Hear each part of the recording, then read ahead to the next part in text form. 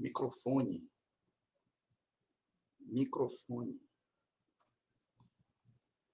Olá, amigos, muito boa tarde. Que bom reencontrá-los mais uma vez, como todas as quintas-feiras, às 16 horas em ponto, na nossa live. Eu sou Carlos Sérgio Monteiro, advogado, jornalista, consultor político, membro da ABCOP, inclusive diretor no Amapá. E hoje o nosso convidado especial é Caio Magnanelli, cientista político e social, claro, também meu colega consultor e membro da ABCOP. E comigo também os meus companheiros, os meus colegas de trabalho, Mike Chagas, consultor de design gráfico e identidade visual da CP3, e Sandra Souza, consultora em gestão de mandatos e orçamentos públicos. Então, vamos começar. E eu vou começar pelo convidado especial, Caio Magnanelli, meu irmãozinho do coração. Que prazer recebê-lo e que bom que você está aqui com a gente. Suas considerações iniciais e, claro, sua apresentação dessa longa estrada que você está na consultoria política. Boa tarde, Caio. Monteiro, boa tarde, Sandra, boa tarde, Mike. É um prazer estar aqui com vocês, compartilhando um pouco nosso tempo de quarentena, falando daquilo que a gente gosta, falando dessa pinga nossa, que é marketing político, consultoria e análise política no geral. O Mike, é com você agora a apresentação. A Sandra diz que não está ouvindo o Caio, mas se ela está nos ouvindo, desconecta despluga aí o teu microfone, Sandra, e reconecta para ver se você consegue nos escutar. E eu vou ao Mike Chagas. Olha, só para vocês terem uma ideia, eu e a Sandra estamos em Brasília, o Caio em São Paulo e o Mike em Macapá. Mike, é com você. Olá, gente. Boa tarde, Carlos Sérgio. Boa tarde, Sandra, meus fiéis companheiros da CP3. Boa tarde ao nosso convidado ilustre, Caio Magnanelli. Agradecer por você ter aceitado participar com a gente dessa quinta-feira. Obrigado mesmo, do fundo do coração. E nós temos bastante conteúdo muito bons hoje, que é um pedaço de uma campanha. A pesquisa, ela é parte muito importante dentro de uma construção de uma campanha política. Muito obrigado por nos aceitar nosso convite. Nós temos bastante conteúdo pela frente. Valeu. Então vamos agora, a Sandra vai fazer a sua apresentação. Ela acusa que tem algum probleminha de retorno aí, de não escutar, mas a gente vai ver se corrige, senão vamos pedir para ela reinicializar, mas agora ela faz as apresentações enquanto ela se apresenta, a gente tenta corrigir e aí vamos prosseguir. É com você, Sandra. Boa tarde, meus colegas. Boa tarde aos nossos web telespectadores. Oi, Caio, tudo bem? Que bom ter você aqui na nossa live para falar de pesquisa, uma ferramenta importantíssima nas campanhas eleitorais, né, Caio? Então, aos nossos web telespectadores, eu sou Sandra Souza, sou consultora em gestão de mandatos da CP3 e também especialista em orçamento público. E já, todas as dicas aí para vocês ficarem ligadinhos do Caio Magnanelli. Caio, não tem como não iniciar a pergunta pelo tema. Quero dizer a você que está nos vendo, ouvindo, acompanhando e nos dando esse privilégio da sua audiência, tirou um pouquinho do seu tempo, veio aqui com a gente pegar as dicas com o Caio Magnanelli. Claro, o nosso tema qual é? Pesquisa, a estratégia da vitória. Caio, por onde iniciar? Primeira dica, por que tem que fazer pesquisa e por que a pesquisa é a estratégia da vitória? Monteiro, eu vou começar com uma frase, acho que é mais um jargão que nosso mestre Carlos Magnanelli gosta de usar, e que foi título do livro dele. Eleição é guerra, né? E segundo o próprio Sun Tzu, um dos mais pops, aí o livro, é isso mesmo. Um dos mais pops generais orientais para nós do Ocidente, Sun Tzu dizia que muito da vitória da guerra tinha que ver com a capacidade de captação de informação, com a capacidade de conhecimento que um general tinha, seja sobre o adversário, seja sobre o terreno, né? Quando a gente fala de eleição e guerra, a gente faz essa comparação que o terreno da nossa eleição, o terreno dessa nossa batalha, é a cabeça do eleitor, né? No sentido de conhecer suas opiniões, ou conhecer pelo menos as opiniões que prevalecem sobre o ambiente social. Então, sem pesquisa, sem captação de informação, sem dados, você não consegue nem uma vitória numa batalha, né, nem entrar na guerra, nem uma vitória eleitoral.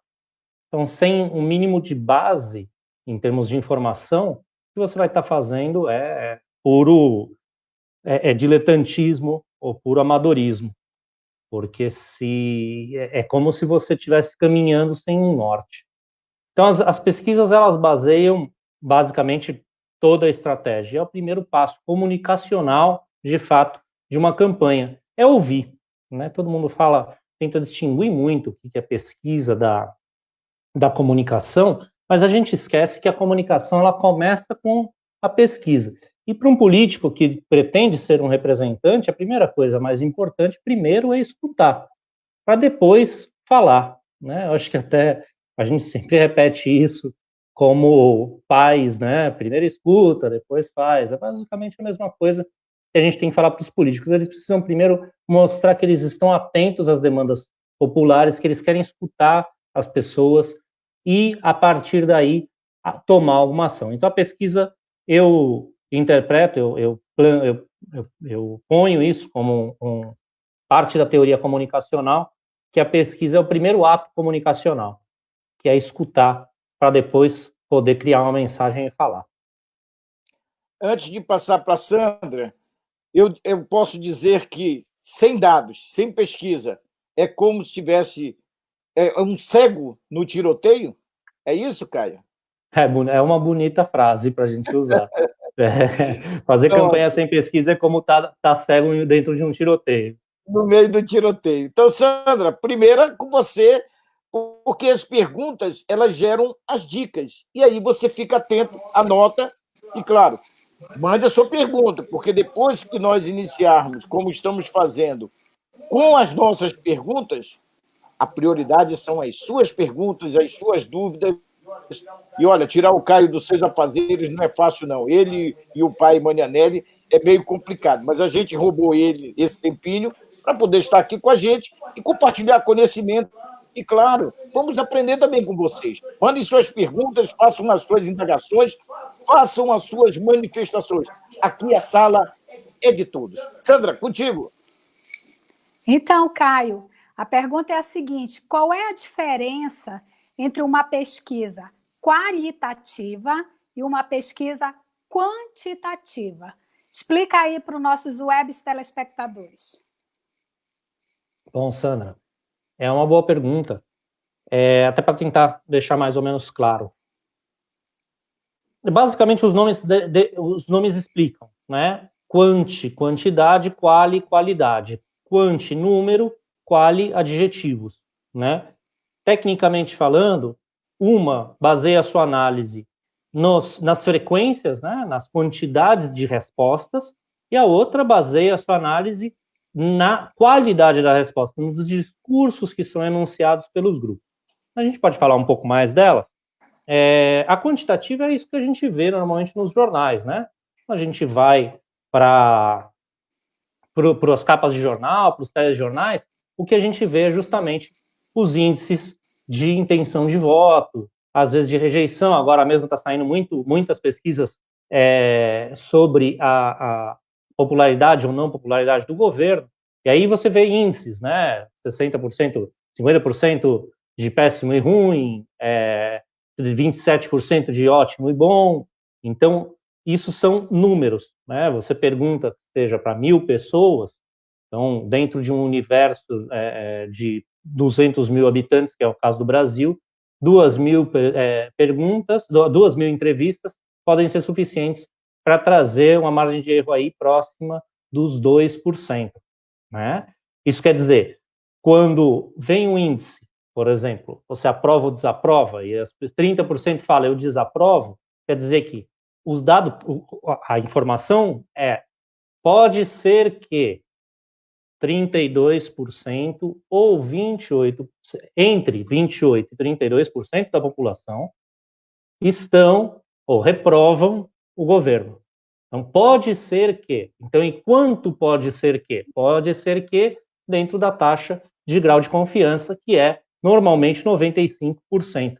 Então, entre 100 é mais capaz, que de 100, 95% dos resultados estejam corretos, e o resultado é entre 28%, por exemplo, e 32% da população rejeita ou desaprova um governo. Estou dando uma hipótese aqui.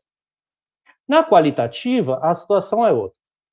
Na qualitativa, a gente reúne as pessoas. Então, eu não saio na rua perguntando 1.000, 2.000, 5.000 vezes.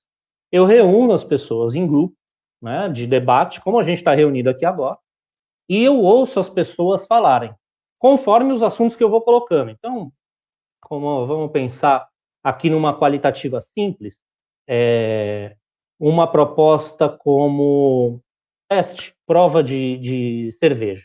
Então, você coloca lá 2, 3, 4 marcas de cerveja, tudo apagado, tudo sem mostrar, e vai conversando com as pessoas sobre o que é que elas sentem, qual que elas acham mais amarga, mais suave, e a gente vai ouvindo o discurso das pessoas sobre o amargor ou a suavidade, né? E isso com grupos que são grupos homogêneos. Por exemplo, a gente faz uma pesquisa qualitativa com que seja 8 grupos, então você vai ter um grupo de jovens, vai ter um grupo de aposentados, um grupo de homens que são pais de família, casados, você vai ter de homens separados, por exemplo, você vai ter de mães, donas de casa, você vai ter de mulheres que trabalham fora, que têm emprego formal, assim, donos de bares, por exemplo, no caso, por exemplo, de falar de cerveja, porque os donos de bares são influenciadores, né, taxistas.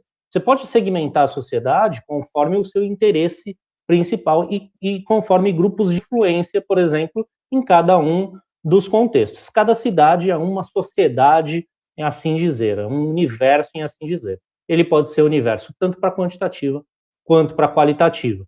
A única diferença, basicamente, então, para sintetizar, uma conta e a outra adjetiva. Acho que nós tivemos um probleminha aqui, Caio. Caio, você me escuta? Te escuto. Caio? Sandra, escuta? Estou escutando, sim. Escutamos. O Mike caiu, e eu acho que a minha imagem congelou. Não tô vendo movimentos, mas vocês estão me escutando. E aproveitando essa sua resposta na diferença que a Sandra perguntou de qualitativa e quantitativa, até a gente que é muito familiarizado com esses nomes, a gente já chama quali-quant, né, Caio? Que também cabe, né? Se fazer uma quali-quant ali, enfim. Mas a minha pergunta, Caio, é para que estão nos acompanhando e possam observar sobre pesquisa, por onde iniciar? Você, enquanto pesquisador, enquanto conhecedor profundo desse assunto, quando você vai prestar sua consultoria, o que você diria para o candidato, para os assessores, enfim, para todos que estão envolvidos neste momento, que nós estamos em pré-campanha, se tiver que optar, você começa por onde? Por uma qualitativa ou por uma quantitativa? Tudo depende do tipo de campanha que você vai fazer, né? O que eu digo normalmente depende do objetivo da campanha. A campanha majoritária é quantitativo, é bem óbvio. Por quê? Porque eu preciso da maior parte dos eleitores. Então, o que eu preciso? Eu preciso ter uma ideia do que determinada sociedade, determinado universo, então, determinada cidade, para falar em especial das campanhas municipais, não tenho que entender como que determinada cidade, ou qual que é a opinião geral da maior parte da população, para começar a desenhar as minhas ações, o meu planejamento de campanha, a minha mensagem, né? A qualitativa, ela é, para primeiro momento, principalmente para cargos proporcionais. Então, digamos, para um vereador, para um deputado. Por quê? Porque muita gente decide muito lá na frente quando que vai votar para um vereador, quando vai votar para um deputado. Então, não adianta eu saber a intenção de voto de um deputado ou de um vereador, até porque, normalmente, a intenção de voto que elege um deputado ou um vereador é abaixo do próprio índice de margem de erro numa pesquisa viável. Uma pesquisa viável, digamos, com 400 questionários, tem uma margem de erro a 95% de grau de confiança de aproximadamente 5%. Então, você consegue eleger um vereador com 4%, 3% dos votos válidos, né? Isso fica abaixo do índice de margem de erro. Então, é preferível, no começo, e assim, começar com um ano, pelo menos um ano, se não mais, de antecedência.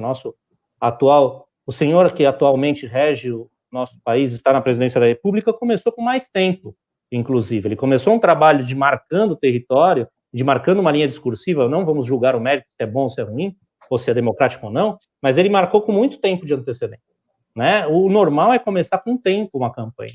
Então, quando você começa com tempo, mesmo uma campanha de vereador, você começando com uma qualitativa, onde você sabe, você identifica quem que é seu público-alvo. Uma vez identificado o seu público-alvo, você pergunta para ele o que ele deseja. Porque essas pessoas vão começar, elas vão deixar de ser só eleitores, e elas vão começar a ser multiplicadores do seu voto, do seu discurso. Então, é ideal que seja uma qualitativa para as proporcionais e uma quantitativa para as majoritárias. Essa é mais ou menos uma ideia. Claro, existem casos e casos, é preciso sempre estar preocupado aí em relação às qualitativas, tipos de métodos alternativos, porque política é uma coisa muito rejeitada pelas pessoas, as pessoas se sentem muito constrangidas de falar de política, é muito normal isso, em qualquer lugar do mundo.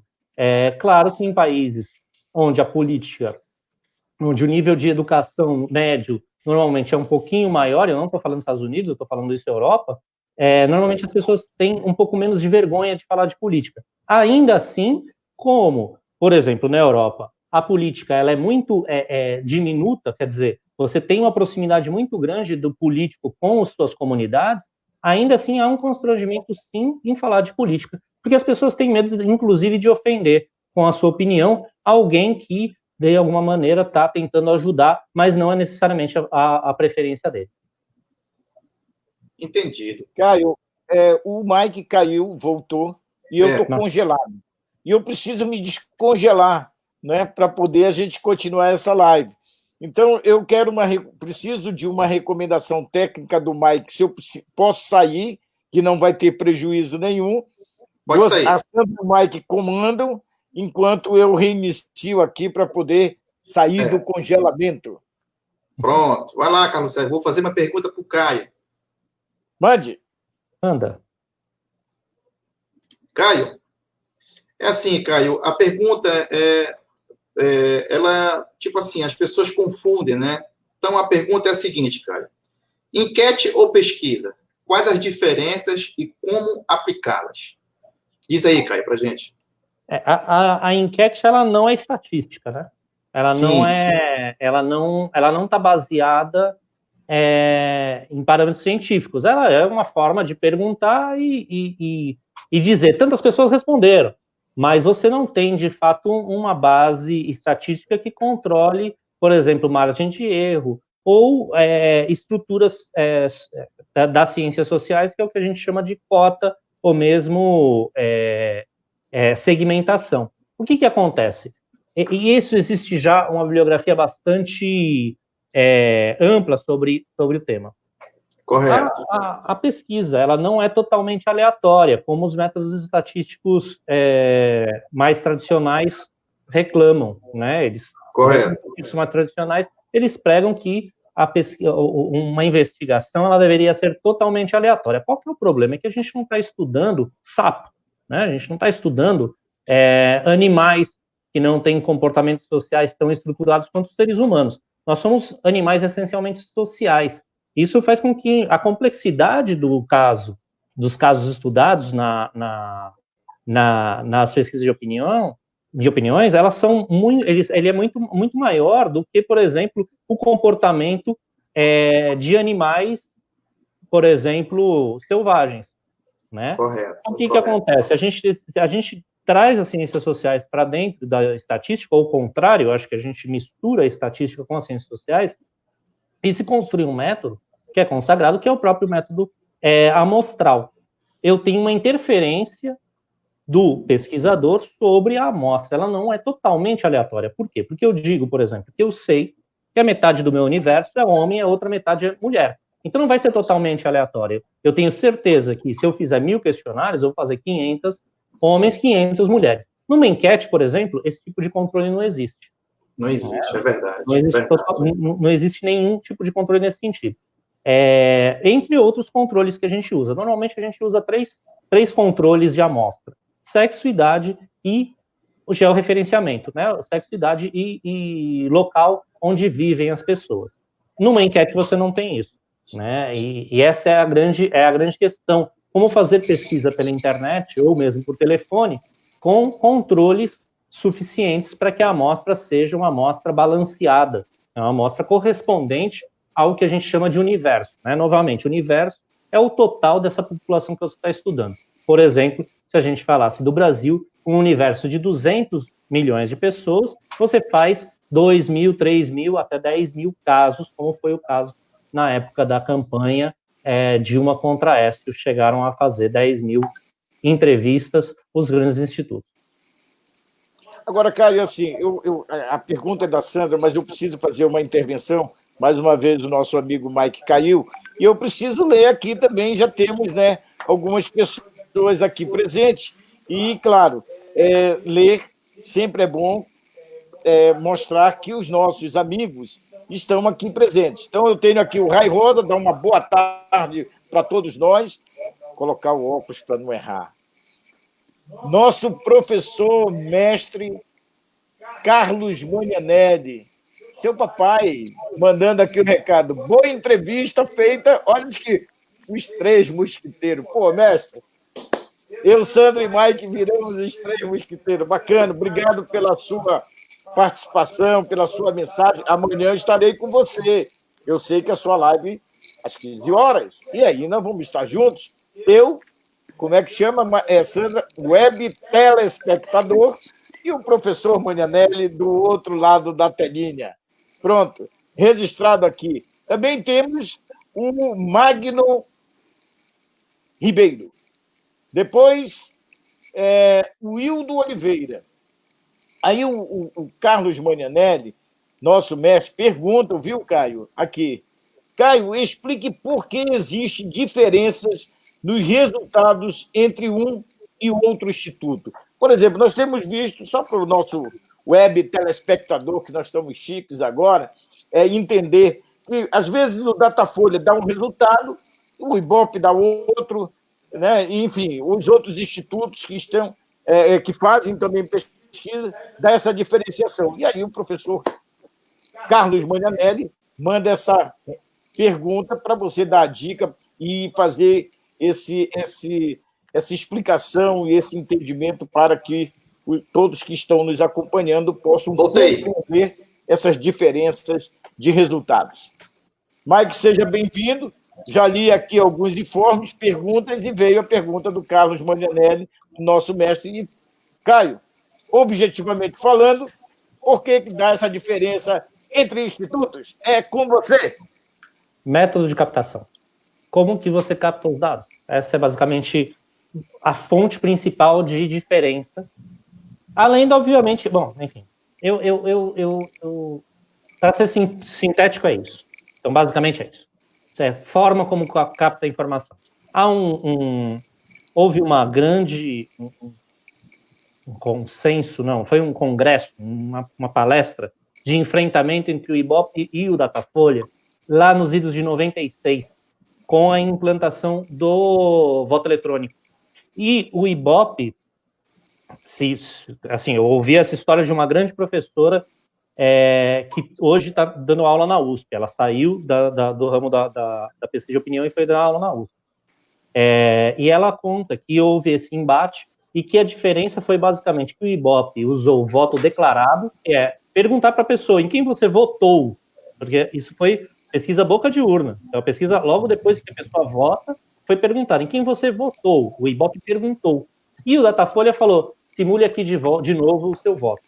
Então, o Datafolha criou uma máquina que simulava, uma máquina, era o digital, né, e simulava o voto eletrônico, entre aspas, simulava, só captava a informação. Bom, basicamente houve uma diferença no resultado da pesquisa boca de urna por conta da captação. O Datafolha foi mais preciso que o Ibope, porque as pessoas realmente erraram, muitas vezes, na digitação, entre quem que você digita primeiro e etc. Muitas vezes as pessoas, isso não creio que é uma coisa que tem que mudar. As pessoas, elas tendem a ir votar em quem tem a campanha mais intensa. Então, elas vão lá e digitam o número do governador e já apertam Enter. Só que o primeiro voto é para os deputados, é para os senadores. Né? A mesma coisa vai acontecer agora nas municipais. As pessoas tendem a votar primeiro no prefeito, então eles colocam o número do prefeito e apertam Enter. E põe de novo, fala, tá errado isso aqui, aperta de novo e coloca 2 vezes o mesmo número. Né? O número do prefeito no campo do vereador e o número do prefeito no campo do prefeito. O que acontece? Muito voto para legenda. As pessoas esquecem que ela primeiro tem que votar no vereador. Então, isso aconteceu. Então, o método de captação, ele normalmente é o que varia. A outra coisa que pode variar, e aí é uma coisa muito consciente, em termos de venda de dados, que é o pesar mais aqui, menos ali, e a estatística te dá um espaço para que isso aconteça. Porque, estatisticamente falando, uma pesquisa que tem uma coleta mais numa região e menos em outra, ela é válida também, por causa justamente da questão aleatória. Se você não controlou as regiões de onde você está captando os dados, você fica invisível a diferença de um resultado para outro. Por isso que a pesquisa boa é uma pesquisa georreferenciada, porque sociologicamente a política é um problema geográfico. Ele é geografizado, ele é possível que seja geográfico. Vou dar um outro exemplo. Agora, a última campanha para governador, o pessoal do SCAF fez uma contestação sobre resultados de pesquisa publicados. Por quê? Porque eles falaram tem menos proporção de prefeituras que tem prefeitos do PMDB do que realmente tem o Estado.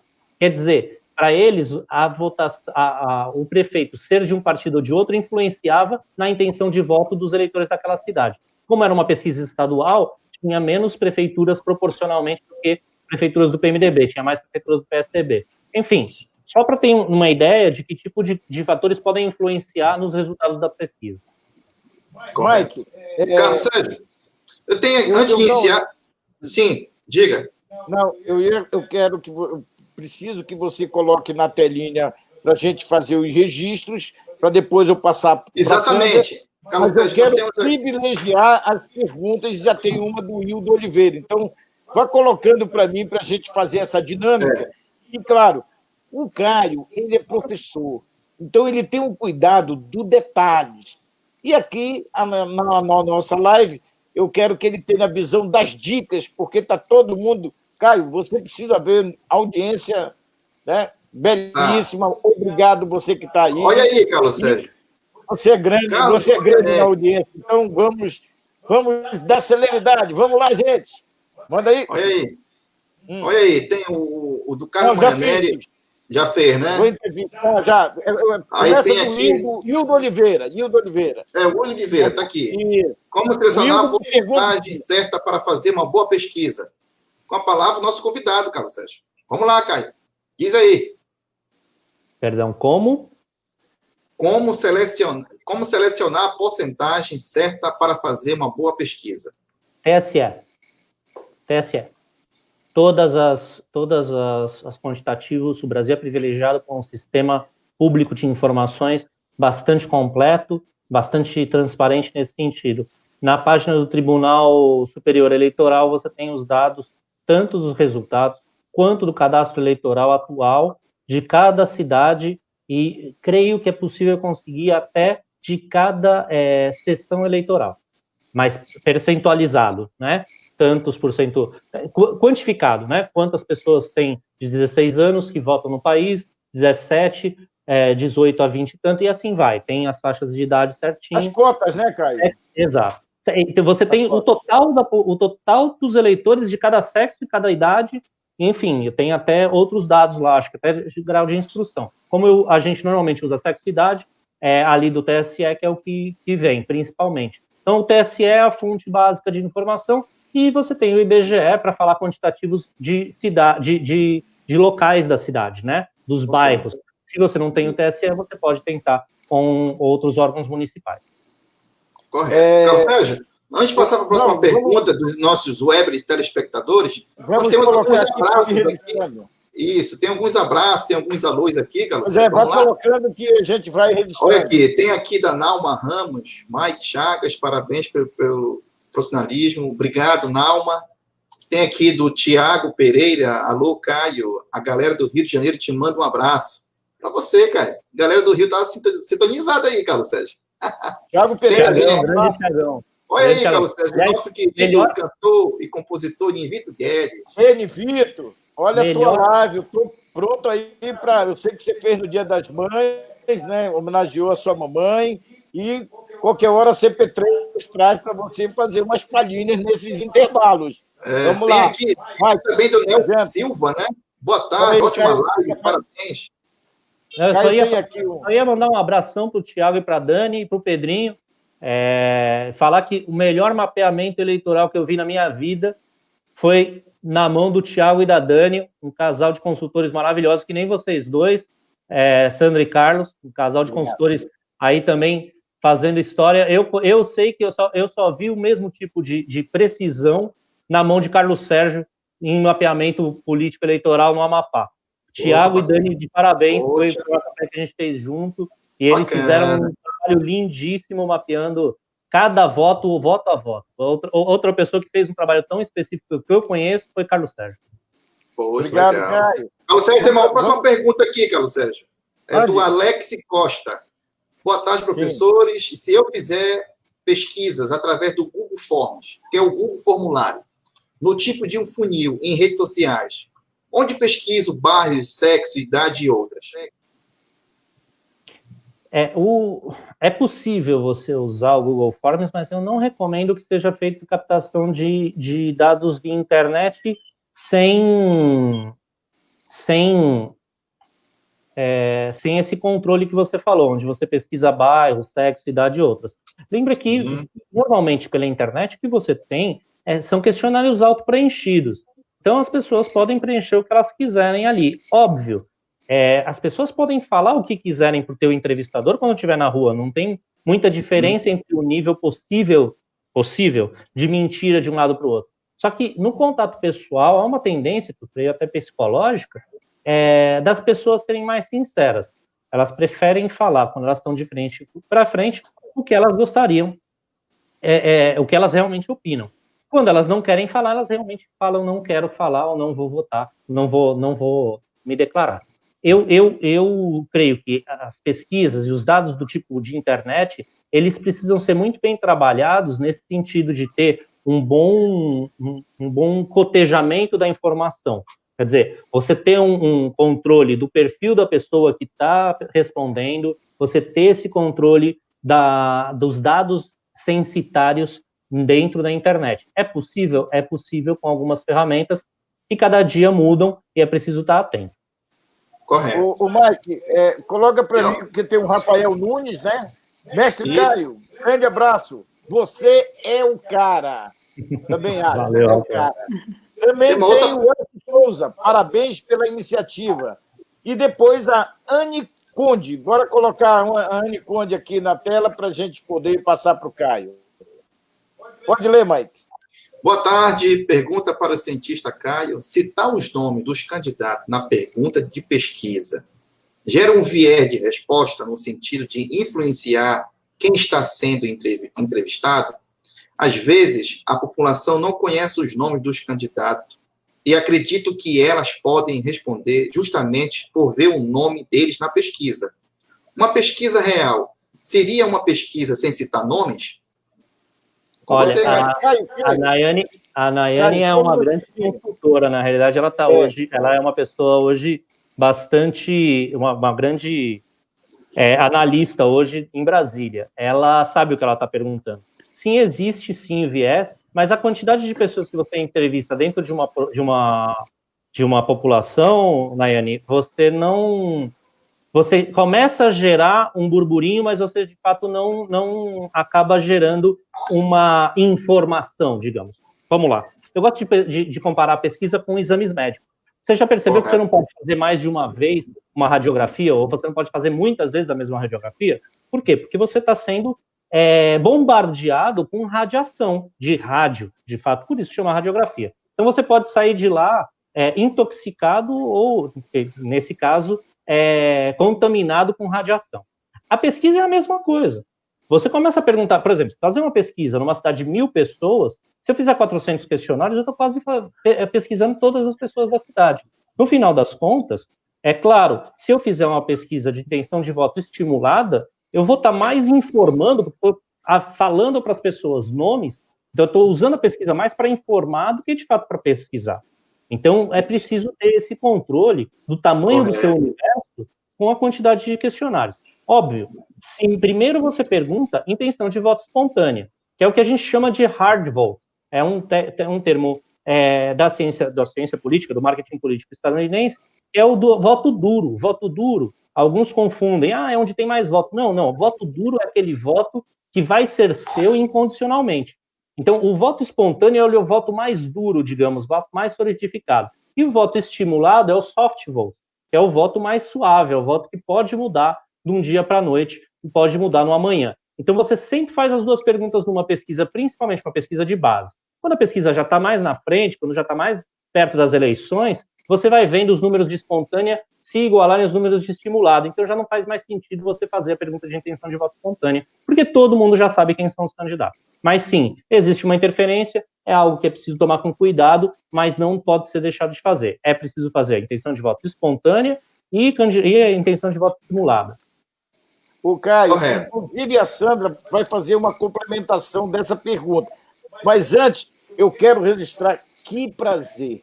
Muito obrigado por você estar aqui com a gente, o nosso querido Caio Tadeu Comerlato. Olha que privilégio, nós somos os privilegiados. Obrigado, Tadeu, obrigado, Tadeu. Né, com a gente, dando o ar da sua graça, acompanhando. E quero dizer o seguinte, meu amigo Tadeu Comerlato, quero ter a honra, eu, Sandra e Mike, de convidá-lo para a gente poder fazer uma live com você. Nosso mestre Manianelli já desfilou aqui no nosso palco. O meu amigo lá do Piauí, Lázaro, já falei do Piauí. Candinho também. Cândido apareceu. Nossos diretores da Bicop, todos em peso aqui. Diago Guadalupe, diretor do Espírito Santo, um grande abraço.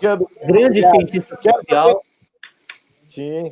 Quero também dar um beijo na minha cunhada Sui Martins, que está lá em Fortaleza, aqui nos acompanhando, mandando um abraço para a gente, dando o ar da sua graça. Muito obrigado. E, claro, vamos ter o Tadeu aqui com a gente, com certeza. Aqui, Carlos, um grande abraço para o nosso entrevistado de hoje. Olha aí. Sim, com certeza absoluta. E aí eu vou passar para a Sandra, porque ela vai complementar essa questão do viés, o Caio. Sandra, com você. Bem, a gente está falando aqui de pesquisa, Caio, e eu estou voltando no tempo, porque quando eu cheguei aqui em Brasília, tinha meus 20 e poucos anos, eu fiz muito freelance para o Datafolha, e olha que é pesquisa de campo, viu? Então, eu tenho aí um pouquinho de facilidade de entender esse processo. Eu sei porque eu fui para campo na época.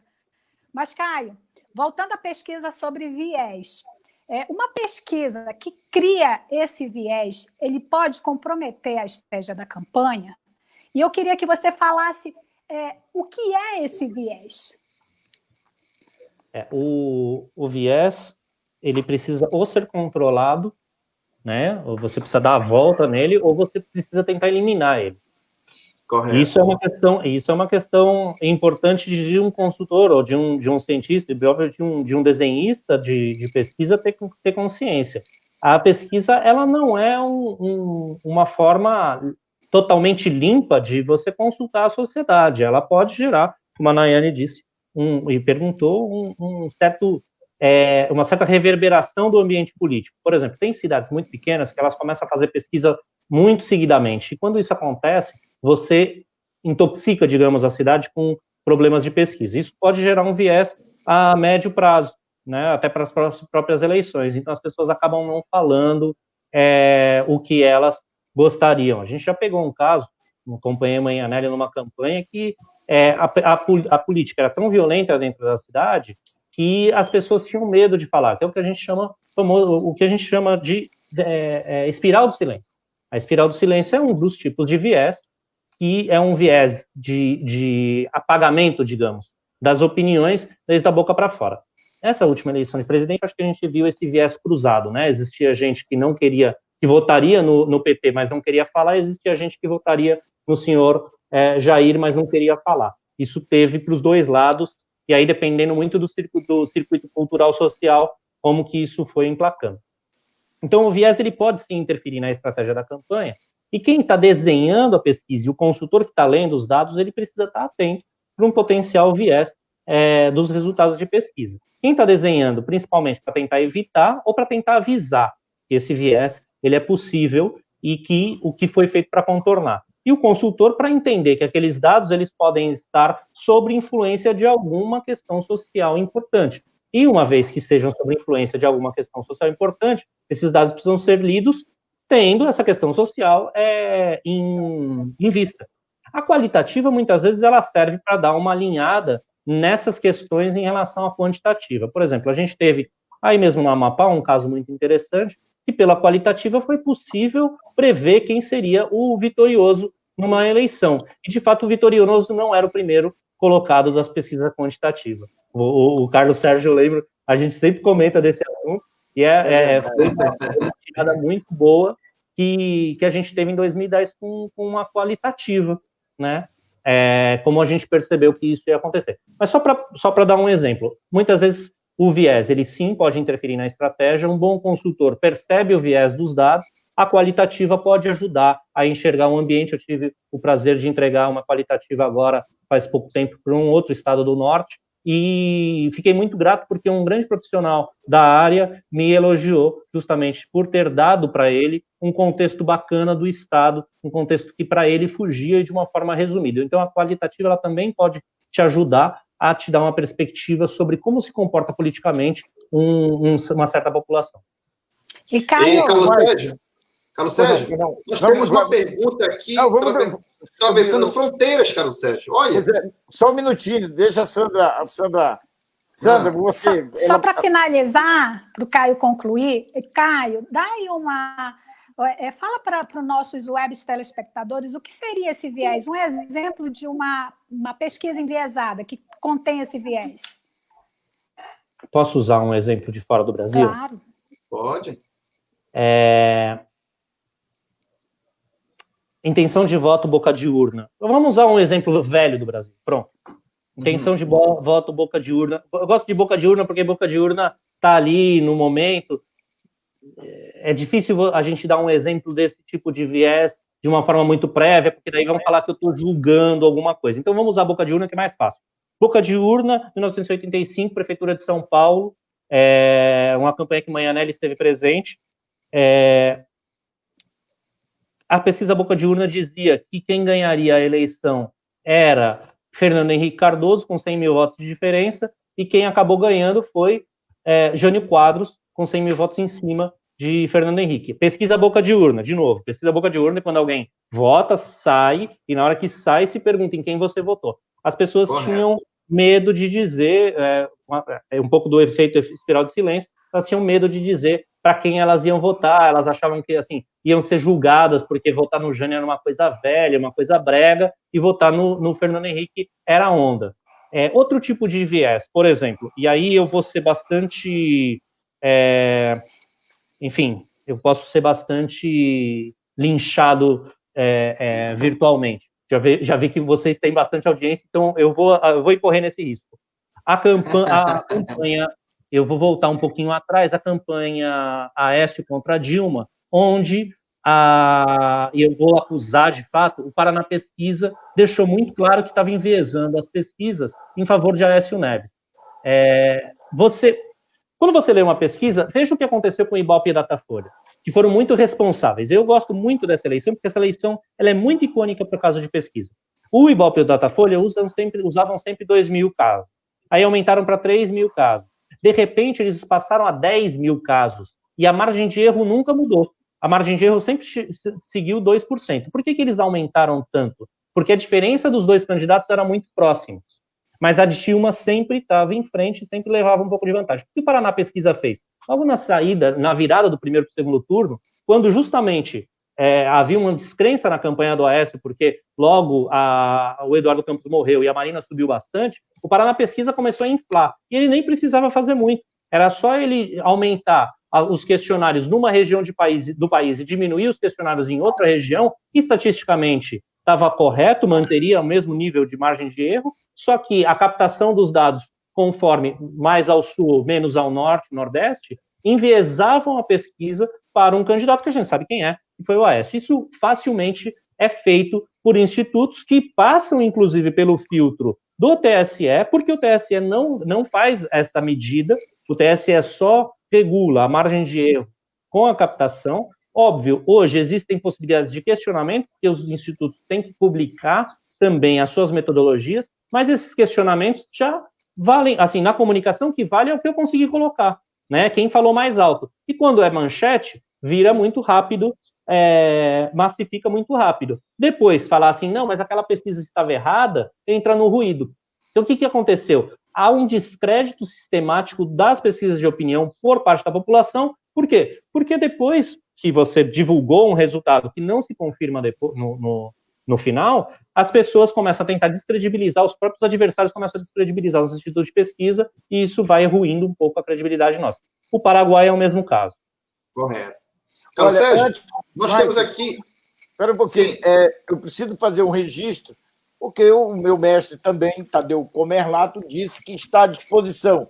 Então, nós já vamos fazer um ajuste para que ele possa, a gente já estabelecer a data, e ele tem uma agenda concorridíssima, é um grande consultor político, e olha que privilégio nós vamos ter. Ao vivo, né, Carlos Sérgio? Aceitou nosso convite ao vivo, né? Convite ao vivo, resposta ao vivo. E eu quero fazer um registro também, e eu queria que você colocasse, por gentileza, na tela, Mike, do Rubem Bemergui. O Rubem é advogado e é um pré-candidato da rede nas eleições municipais em Macapá. Isso. E o Rubem é um amigo querido. Eu sou da época do Colégio Amapaense, junto com ele, e ele é de um preparo imensurável. E que privilégio termos aqui na nossa live a sua presença. Rubem, sucesso na sua caminhada, e aqui eu não estou desmerecendo ninguém, porque todos os candidatos estão prontos, né, para concorrer. Quem vai decidir é o eleitor, que tem o voto soberano para escolher. E o Rubem qualifica o debate, porque tem muito conhecimento, é de Macapá, conhece a cidade, conhece os problemas, foi secretário de Estado, enfim. Olha, eu não vou ficar aqui elogiando o Rubem, senão nós vamos levar a tarde inteira. E nós precisamos da dica. E dentro dessas dicas, claro, o Mike vai ter a pergunta dele, e nós vamos aqui privilegiar, Mike, bora puxar o nosso freio de mão, porque também tem pergunta aqui. E o Rubem, quero fechar, diz, parabéns a todos. Então, exatamente. E aí, Mike? Carlos Sérgio, assim, antes de passar para a minha pergunta para o nosso entrevistado, tem nós estamos atravessando mais do que nunca fronteiras. Olha esse comentário aí, Carlos Sérgio. Do Paraguai. Sim. Mayara Alejandra Galeno. Bom, eu acho que é alguém Mayra lá que conhece, né? Tá mandando. Mayra, minha filha, é um projeto de consultora. Estou formando ela como consultora, minha filha adotiva.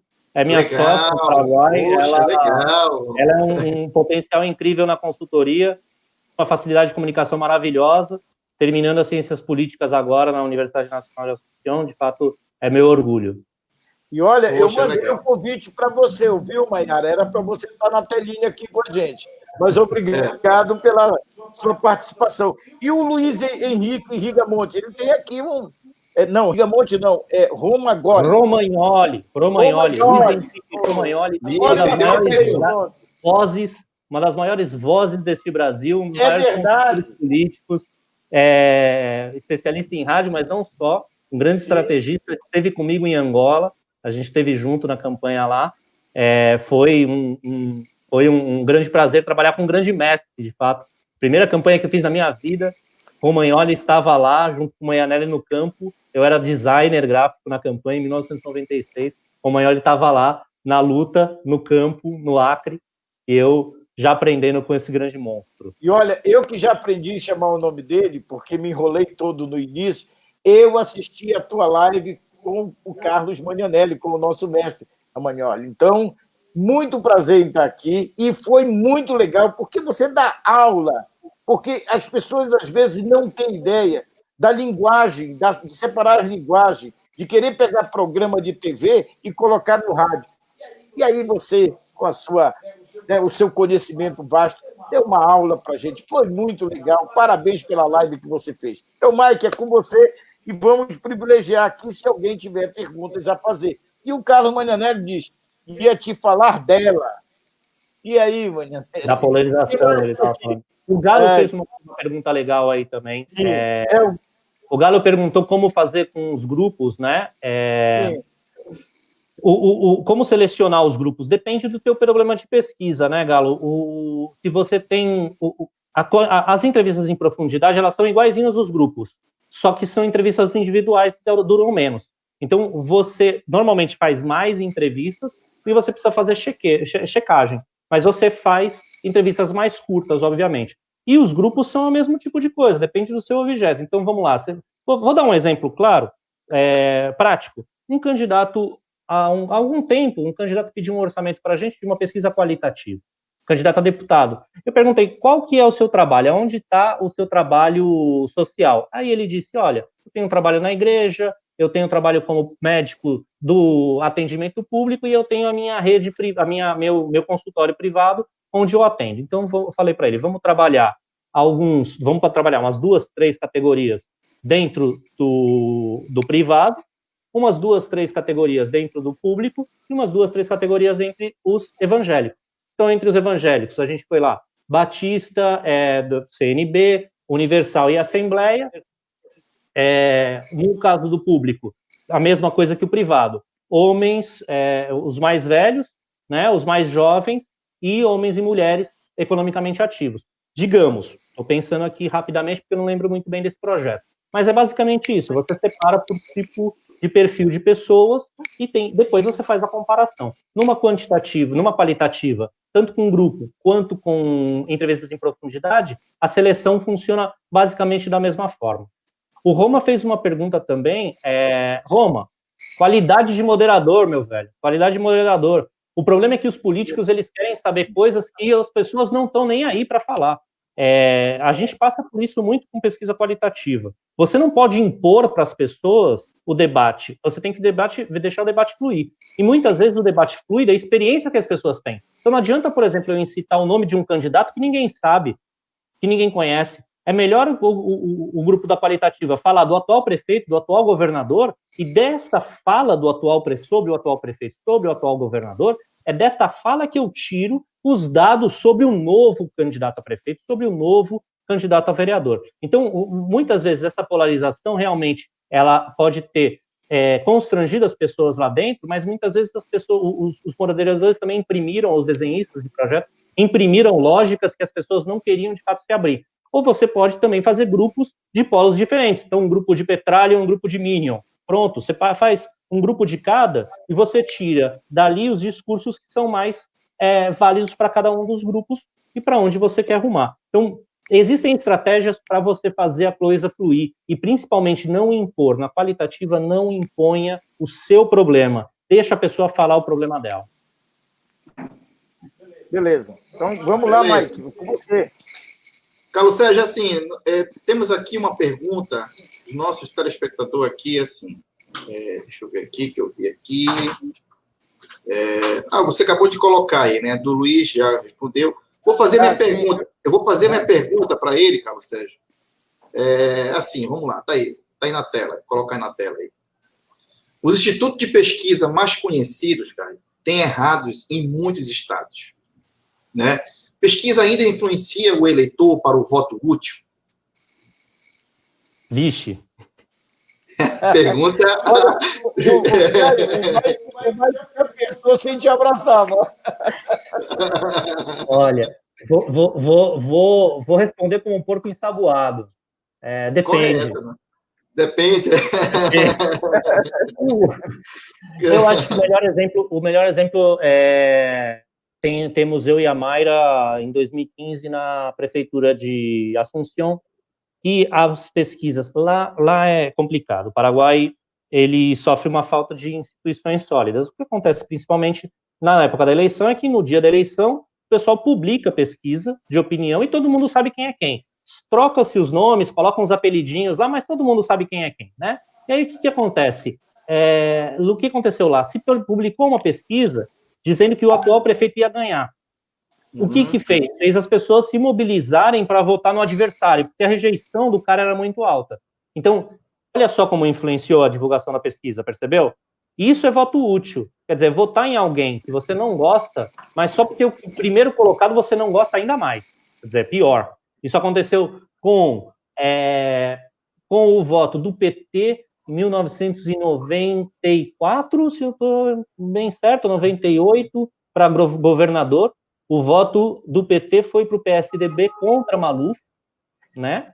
É um caso icônico de voto útil. E por que a gente chama de voto útil? Porque eu não vou usar o meu voto do jeito que eu gostaria de expressar a minha opinião verdadeira, mas eu vou usar o meu voto de uma forma utilitária para não deixar o fulano ganhar. Normalmente, essa é o pensamento do voto útil. Aí você tem o underdog, que é eu vou votar naquele coitadinho, ele não vai ganhar mesmo, e você tem o Maria vai com as outras, que é outro tipo de voto, que é o voto do tipo, eu não quero perder o meu voto, eu vou votar no que vai ganhar. São votos diferentes. Cada uma dessas reações à pesquisa de opinião, elas variam conforme o contexto, né? Cada contexto é um contexto distinto, então nem sempre as pessoas votam no que está na frente. Às vezes as pessoas, quando vem uma pesquisa que alguém está na frente, dependendo do nível de rejeição dessa pessoa, e isso não é publicado, as pessoas se mobilizam para votar contra ele. Isso aconteceu, como eu contei para vocês, nesses dois casos em especial, Assunção 2015 e na campanha de governador da década de 90 no estado de São Paulo. Correto. Caio, nós temos aqui uma pergunta aqui, que na verdade é assim, uma pergunta assim que é para o Carlos Sérgio, mas assim, vamos estender aqui. O que você acha dos nomes colocados dos pré-candidatos a prefeito de Santana? Santana, Caio, eu vou substituir aqui Santana por município. Quando uma pessoa coloca o nome de qualquer exemplo, do estado de São Paulo, um município, quando a pessoa coloca o nome do candidato, Caio, o que você poderia dar de dica para a gente, para a pessoa não usar, incentivar a pessoa a falar aquele nome? Você diz na pesquisa? Isso. Então, era mais ou menos o que a Nayane falou. Dependendo do momento, é preciso fazer a pergunta de forma aberta. Então, ao invés de você motivar o voto, a fazer a pergunta estimulada, você faz só a espontânea. Quer dizer, em quem você... As perguntas são basicamente isso. Se as eleições fossem hoje, em quem você votaria? Ou quem você indicaria para ser o próximo prefeito? Para ser mais rápido. Correto. Isso para a pessoa responder. Agora, esses nomes aqui, eu mostro um cartãozinho, eu mostro o disco, eu mostro o que você quiser, mas com os nomes. Destes nomes aqui, em quem você votaria? Isso é estimulado. Então, dependendo do ambiente e dependendo, do tamanho da cidade, se acreditam, e aí o consultor que tem que determinar que não vale a pena fazer estimulada, faça só a espontânea. Correto. Carlos Sérgio, eu fiz aqui a pergunta para o Caio, em cima da pergunta do nosso amigo Rony Pereira, que é direcionada a você. Apenas ele citou aqui Santana para você, mas eu pedi para o Caio responder um exemplo de outro município, né? Então, o Rony Pereira fez uma pergunta para você, Carlos Sérgio, que é a mesma coisa que eu fiz, só que só mudei, né? Falei para o Caio, olha, Caio, Santana é um município aqui do meu estado, mas eu vou estender para que você possa responder da mesma forma de outro município. O Caio respondeu. E agora a pergunta para você, Carlos Sérgio. Caio Sérgio, o que você acha dos nomes colocados dos pré-candidatos a prefeito de Santana? Um forte abraço. Com você, Carlos Sérgio. Habilita aí o microfone. O seu microfone. Pronto. Estou habilitado. Rony, assim, a pesquisa ela tem dois momentos. Ou você faz de forma espontânea ou estimulada. Se for estimulado, você tem que citar todos os nomes que já anunciaram que são pré-candidatos, ou nomes que você entenda que possa, né, estar articulando e você poder aferir, medir como é que está esse candidato. De forma espontânea, é você fazer a pergunta, que geralmente é essa pergunta básica: se a eleição fosse hoje, em quem você votaria para prefeito de Santana? Um exemplo. E aí você deixa para que o entrevistado possa se manifestar de forma espontânea. No caso, a mesma pergunta, na estimulada, que o Caio disse: apresenta o disco das opções e ele vai dizer daqueles nomes apresentados em quem ele votaria se a eleição fosse hoje. E aí eu passo a bola para a doutora Sandra Souza, nossa consultora, né, de mandatos, gestão de mandatos e orçamento público. Chique, né, Caio? A doutora Sandra... Carlos Sérgio, nós estamos com 1 hora de live, nem parece. Já vamos terminar, porque, né, não pode... Mas, olha, antes da Sandra, Mike, eu queria ler aqui os informes, porque as pessoas participam, e é legal a gente se privilegiar. A Deusuíte Ardácia, daqui de Brasília, ela diz, coloca aqui para eu poder ler, antes de passar para a Sandra, vamos privilegiar os nossos... Tá aqui, pronto, achei. Isso. Está lotado hoje aqui, Carlos Sérgio. Voto Maria vai para as outras. Esse voto é perigoso. Voto Maria vai para as outras. É aquele que influencia. Olha, bora votar nesse aqui porque ele é bonitinho. O que tu diz? É o voto Maria vai para as outras. O que tu acha? Eu sou muito cético nessa profissão. Quer dizer, não vejo nada positivo ou negativo. Eu tento avaliar os seus efeitos construtivos ou destrutivos. Esse voto, ele é um voto que... Ele é perigoso em que sentido? Né? Ele significa muito mais do que só um desapreço à democracia no geral. Ele significa também a ausência da política na vida das pessoas. Quer dizer, não faz muita diferença, eu vou votar nesse louco mesmo, vai que ele melhora, a equipe dele vai ser boa, pelo menos não é aqueles outros lá. Então, assim, é um voto, assim, perigoso. Pode ser perigoso dependendo do tipo de louco que administra um país, um governo ou um município. O Mike, coloca aqui do Carlos Magnanelli, nosso mestre, que ele diz: Dr. Fábio Garcia, um dos maiores especialistas em direito eleitoral. Abraço. Verdade. Grande abraço para o Dr. Fábio e Dr. Taiser. O Fábio teve com a gente, Mike. Dr. Fábio e Dr. Taiser, os dois aí do Amapá. Dr. Taiser esteve com a gente também, como aluno dos cursos. Os dois, um grande abraço para os dois. Bacana. E eu quero falar um pouco do Fábio, que é meu amigo. Quem esteve com a gente aqui na nossa live do aspecto jurídico, do que pode, do que não pode, o que é permitido, faça sua campanha dentro da lei, foi o doutor Eduardo Tavares. E, claro, o Fábio é meu amigo, meu parceirão, doutor Fábio Garcia.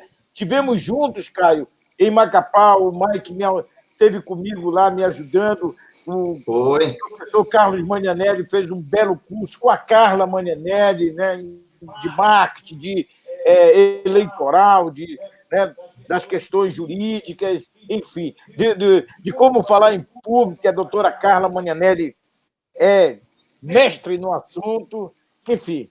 E vamos registrando aqui, a Su Martins também traz uma pergunta. Através de uma pesquisa, você pode escolher um candidato? O que tu diz, Caio?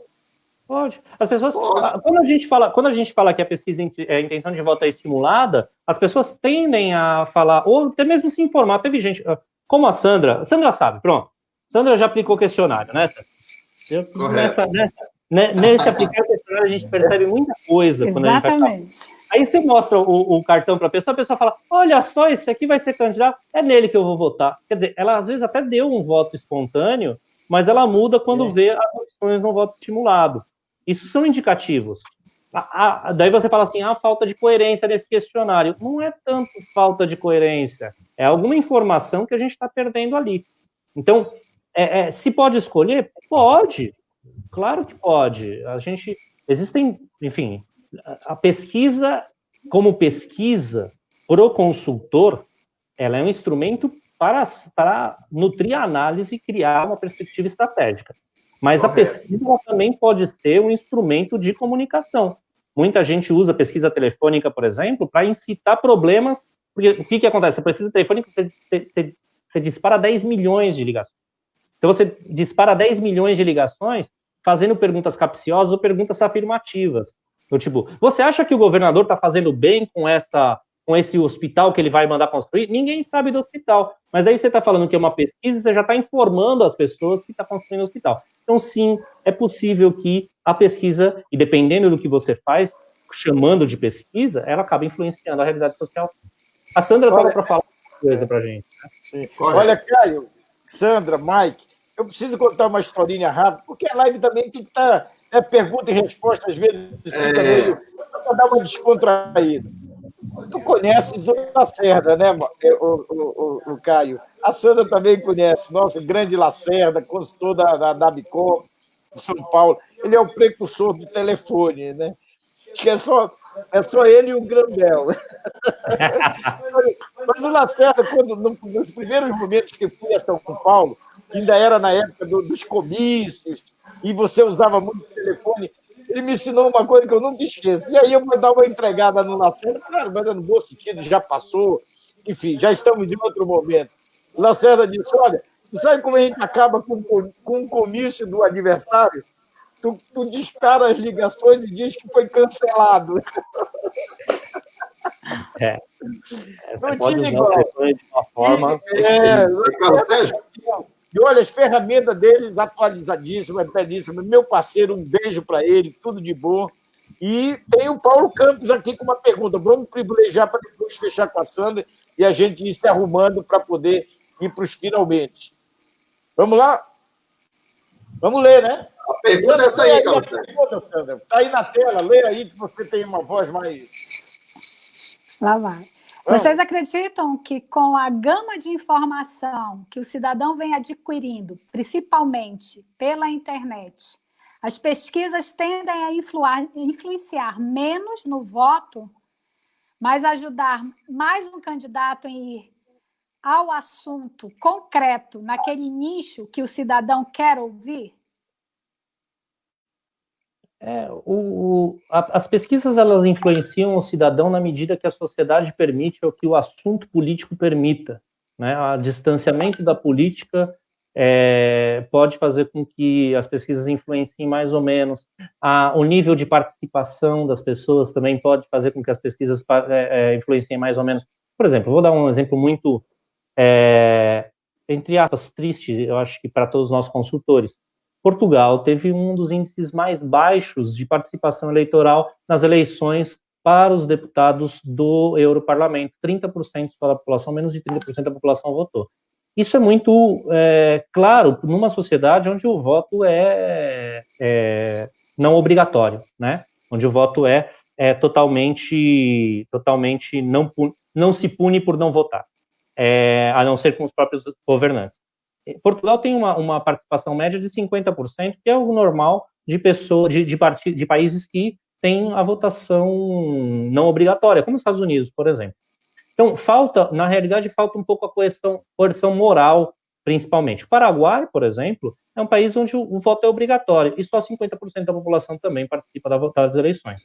No Brasil, o voto é obrigatório, mas a gente tem uma média de participação de 70%. Então, como que se explica isso? Se explica de uma forma muito mais sociológica do que repressora. Se explica com muito menos ditadura e com muito mais inteligência, né? Por quê? A gente tem todo um movimento que valoriza o voto para uma geração grande de brasileiros, que é o movimento Diretas Já, né, que moveu emoções. Então, isso valoriza moralmente o voto para o brasileiro. O brasileiro não quer nem se informar quanto ele paga ou deixa de pagar. Ele diz, eu voto porque o voto é obrigatório. Mas no sentido moral, ele fala isso da boca para fora, mas ele se sente obrigado a votar para participar. E agora essa nova geração tem levado um pouco à esteia esse discurso também, apesar de ter um índice de participação cada vez menor. Bom, no caso do Paraguai, você não tem um evento concreto que fomente o voto como uma parte com algo importante para a sociedade, moralmente. Então, por mais que existam dispositivos tão ruins quanto os dispositivos brasileiros, de coerção para que as pessoas votem, coerção legal para que as pessoas votem no Paraguai, as pessoas ainda assim não se mobilizam para votar. Então, é muito difícil falar sobre a questão da influência da pesquisa com a chegada da internet, porque a internet é só mais um meio de comunicação. As pesquisas também são difundidas pela internet.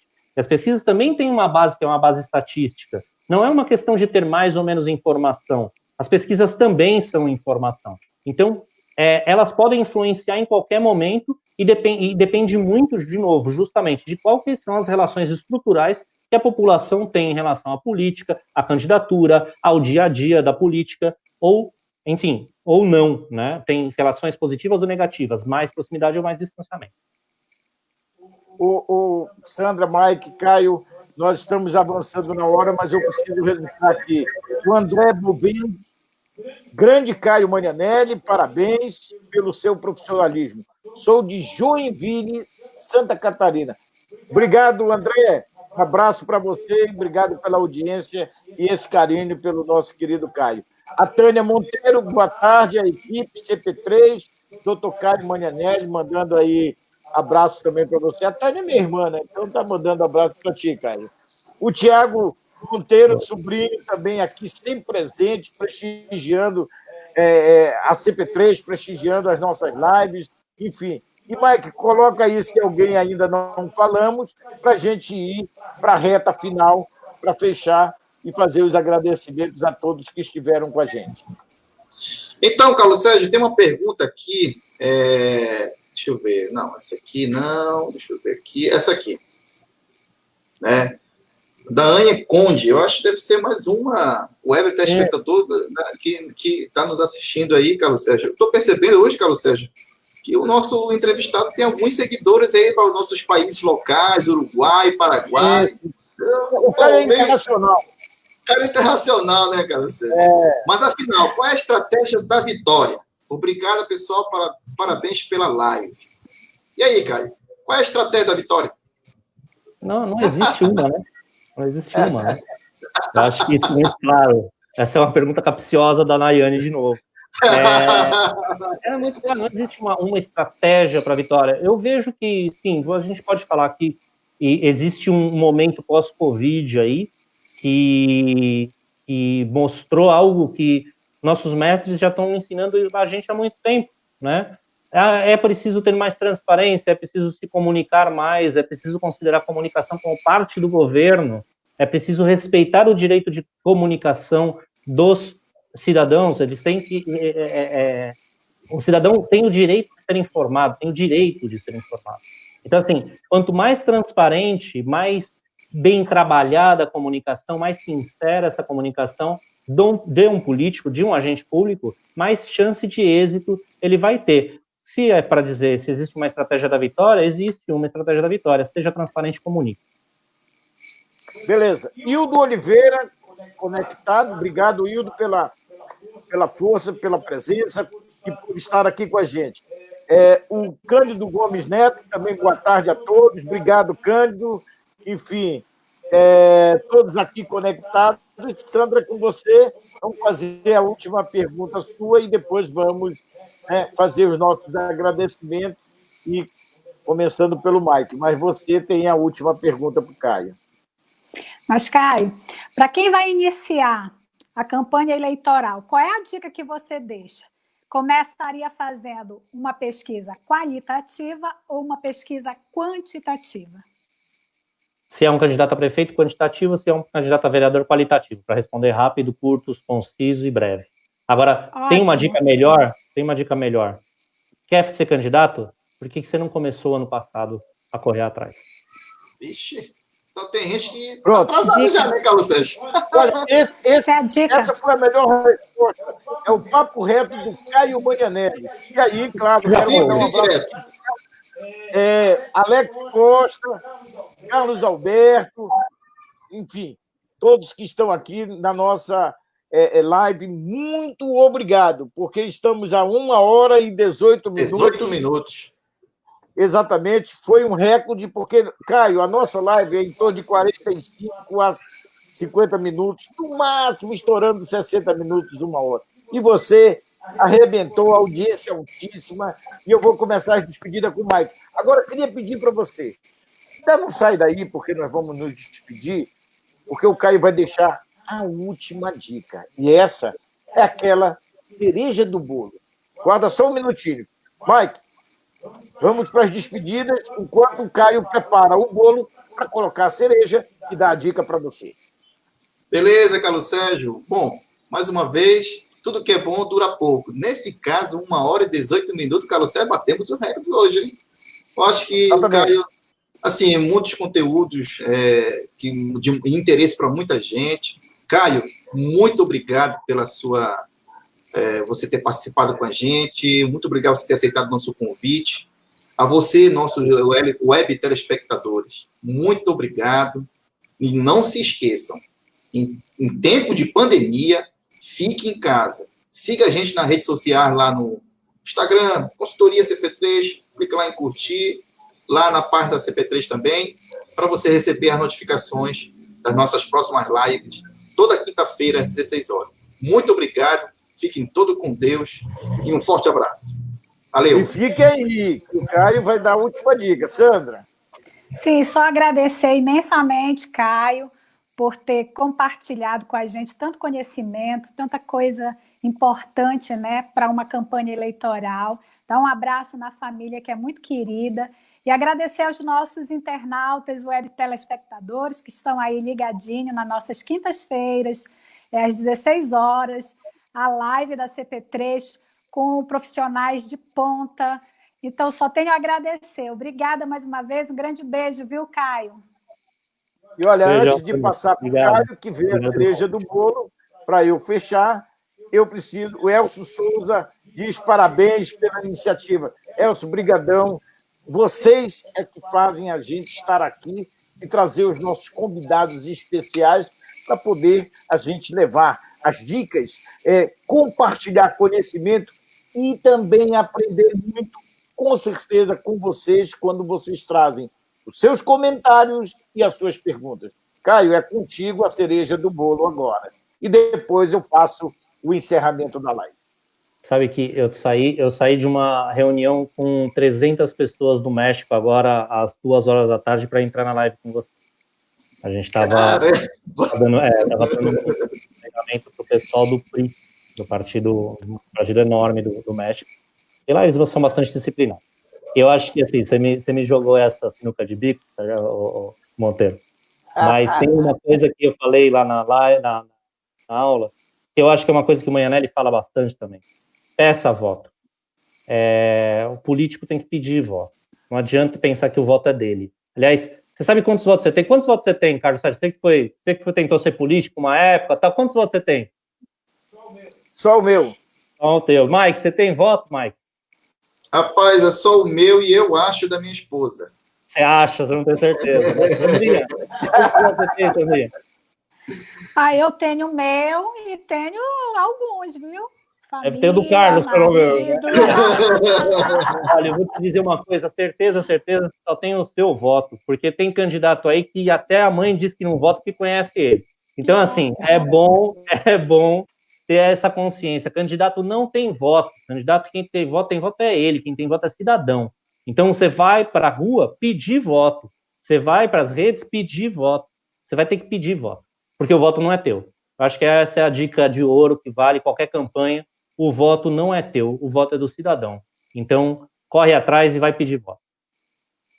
Olha, gente, antes de encerrar, eu quero fechar primeiro registrando a presença do professor Rai Rosa. Ele é candidato em Santana, prefeito lá da cidade, e eu quero mandar um abração, porque é meu amigo, um grande professor, com grandes projetos, e aqui não tem como eu não deixar de registrar a presença dele. Muito obrigado, professor. Ele sempre chega atrasado, mas uma hora ele vem desde o início. E eu sei, claro, que ele tem uma série de compromissos e, com certeza absoluta, se dar por isso.